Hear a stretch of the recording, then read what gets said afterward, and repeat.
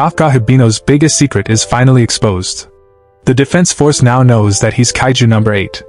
Instead of being celebrated as the hero who saved everyone, he's treated like the most dangerous weapon in Japan. At the same time, the world's strongest captain finally makes his debut, and Kaiju number 9 returns with a terrifying new plan. The episode begins with Kafka locked inside a heavily reinforced prison cell after revealing his Kaiju form. He's exhausted, scared, and unsure if he'll ever be trusted again. Standing outside the security glass is Mina Ishiro. Although she's happy Kafka is alive, she's forced to look at him as a dangerous kaiju instead of the childhood friend she promised to fight beside. Soon, Kafka is placed inside an armored military transport. Heavy restraints are locked around his body, and every soldier treats him like a ticking time bomb. No one speaks to him. No one even looks at him. When Kafka arrives at Defense Force headquarters, the highest-ranking officers begin discussing his future. At the center of the meeting is Director General Keiji Shinomiya, Kikoru's father. After watching footage of Kafka's incredible strength, the generals debate whether he should be executed or turned into humanity's ultimate weapon. Meanwhile, back at the 3rd Division, Kikoru quietly watches the sunset alone. She knows Kafka risked everything to save everyone. But even she can't protect him from her father's decision. Then the mood changes completely. We're introduced to Captain Gen Narumi, the strongest soldier in the defense force. Instead of training, he's sitting inside an incredibly messy room surrounded by empty cans and snacks while obsessively playing video games. When his vice captain tells him there's an emergency, Narumi barely reacts because he's more worried about losing his online rank. But seconds later, everything changes. A gigantic Hanju Kaiju attacks a harbor. Missiles, tanks, and artillery hit the monster, but absolutely nothing works.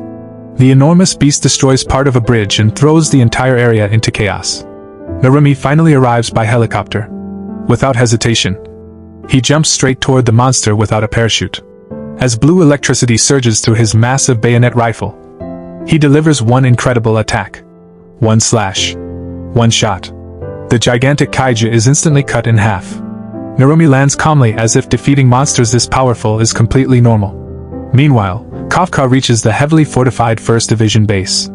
Automatic weapons immediately lock onto him from every direction. Waiting for him is Director General Shinomiya himself. Kafka and Kikoru officially begin serving under the 1st Division. The difference between them is obvious. Kikoru fits in immediately. Kafka struggles with almost everything. He's slower than the other soldiers, sits alone during meals, and feels completely isolated. He's afraid his old teammates now see him as a monster. Captain Narumi, however, hasn't changed at all. Despite being the strongest captain, he's already spent all of his salary on gaming merchandise, and even begs Kikoru to lend him money. It's impossible to believe someone this childish is humanity's strongest fighter. Before long, emergency alarms ring throughout the base. An army of giant ant-like kaiju suddenly erupts from underground and attacks a nearby city. Narumi uses the mission as a combat test and sends Kafka and Kikoru to separate battle zones.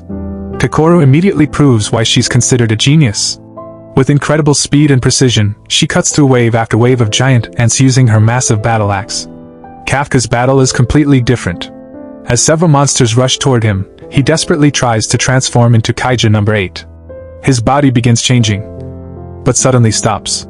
The trauma from nearly losing control has created a mental block. No matter how hard he tries, he can't transform. For the first time since gaining his powers, Kafka is completely helpless, just as a giant ant is about to kill him. Kikoru crashes into the battlefield and saves him. But something feels wrong. Narumi realizes the monsters are fighting with perfect coordination. They're being controlled. Then the true mastermind appears.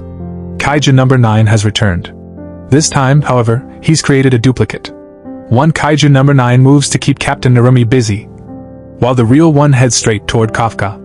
Knowing Kafka can't fight, Kikoru steps forward with her giant axe raised.